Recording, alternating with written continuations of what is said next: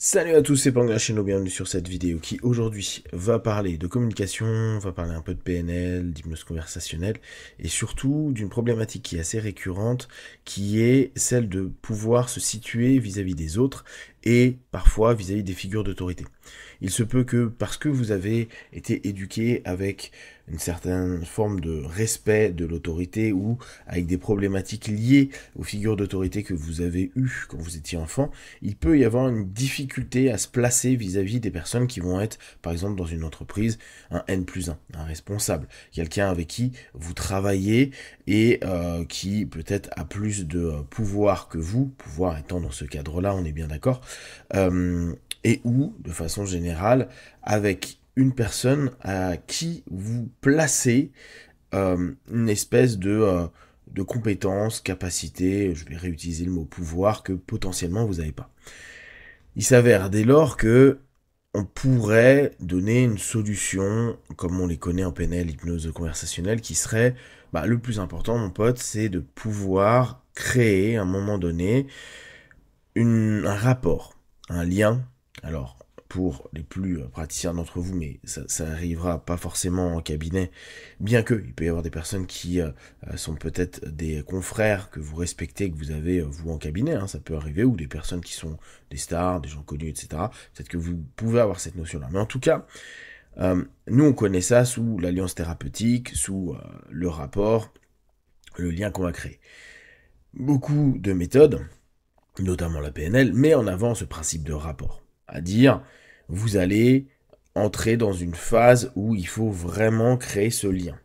Et après, ça peut même aller vers une espèce de suggestion paraverbale parce que on est au même rythme, on est en train de se comprendre, on est sur un miroir de l'autre, en tout cas l'autre peut ressentir un effet miroir, pas un effet de singerie ou de singer plutôt la personne, mais vraiment, tiens, je suis à l'aise parce que c'est des codes, des positionnements, une sémantique, une prosodie qui correspond à ce que je connais, avec quoi j'ai été éduqué, etc.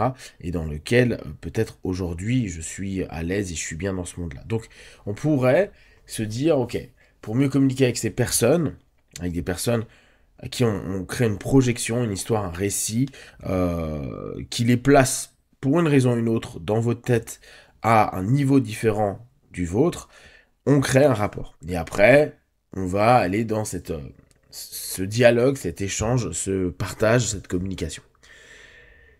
La plupart du temps, ce que moi je propose, c'est d'arrêter de voir l'autre comme un élément important à cet instant précis du rapport de communication. Je m'explique. On sait particulièrement qu'il faut être dans l'écoute. Il faut être dans l'écoute parce que, et là je reviens sur ce que je vous dis très très très régulièrement, toute communication a un objectif. Vous avez donc un objectif dans cet échange. Et c'est d'autant plus simple quand on est dans une entreprise, quand on est dans le monde du travail de façon générale. Il y a un cadre, quel cadre de travail, il peut y avoir des liens de subordination, il peut y avoir des obligations de résultats ou des produits à vendre. Il y a plein de choses qui rentrent en compte. Mais ce qui est cool, c'est que le cadre, il est formalisé.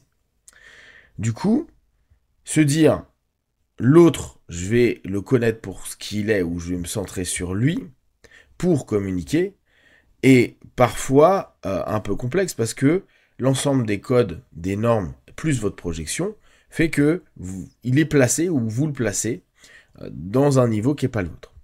Du coup, aller à se dire je crée un rapport avec cette personne-là pourra régulièrement vous maintenir dans cette sensation de je suis pas à niveau, il va pas m'écouter, ce que je vais dire va avoir l'air stupide, je vais paniquer, etc.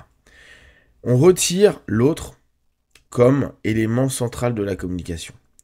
Et on va observer le rapport de communication comme vraiment cet échange entre nous et l'autre.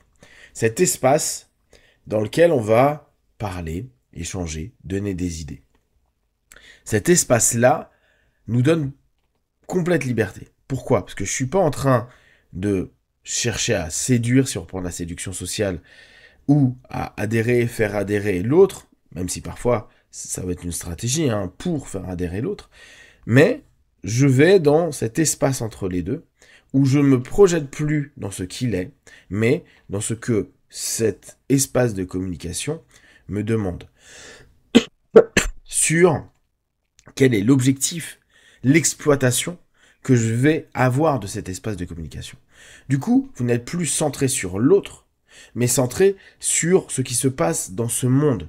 Est-ce qu'il y a un échange? Est-ce qu'il n'y a pas d'échange? Est-ce que j'ai la data, c'est-à-dire les informations qu'il me faut pour, moi, produire une orientation spécifique dans ce qu'il me propose, ou en tout cas l'objectif commun de la communication. Pour aller plus loin, la plupart du temps, je propose aux personnes de dire « objectisez-vous ». Et ça semble complètement contre-intuitif, vu qu'on aime à dire « attention en communication, il ne faut pas objectiver l'autre, et du coup, il ne faut pas s'objectiver soi ». Et si vous remarquez, même si on le sait, la plupart du temps, l'autre, l'interlocuteur, peut être objectivé. J'ai une intention, et je vais l'utiliser pour obtenir ce que je veux. Une promotion, une information, une plainte, etc. Mais le fait de se dire, ok, l'autre est sujet, va ramener à ce moment-là énormément de pression pour ces personnes qui sont en stress dans ce rapport de com. Ce qui est intéressant, c'est se dire, moi je suis dans ce rapport, dans ce cadre, non pas sujet, et l'autre, bah du coup je le mets pas non plus en sujet, mais juste objet. Objet de quoi?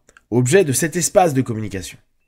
Du coup, c'est plus une personne sur laquelle je projette un récit X ou Y qui me communique quelque chose ou avec qui je communique. Dans ce cas, on peut rester figé parce qu'on prend la personne comme étant l'élément central de la communication. Mais l'espace de communication, donc l'espace d'information, d'échange, est l'objectif de cet espace-là qui devient l'élément le plus important. Je deviens juste un objet. C'est-à-dire, je vais vendre une idée, je vais vendre un concept, je vais moi-même être comme si j'étais un commercial ou un vendeur, qui va prendre un maximum d'informations, qui va considérer l'autre comme simplement une source de communication, information, données, data, etc.